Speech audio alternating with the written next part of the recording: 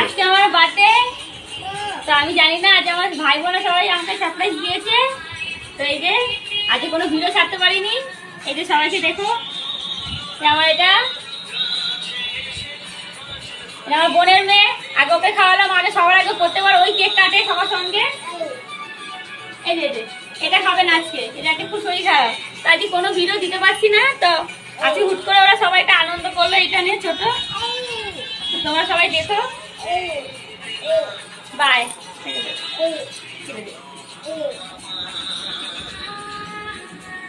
गाड़ी खाने में क्या गाड़ी के खाने में क्या चाय खाए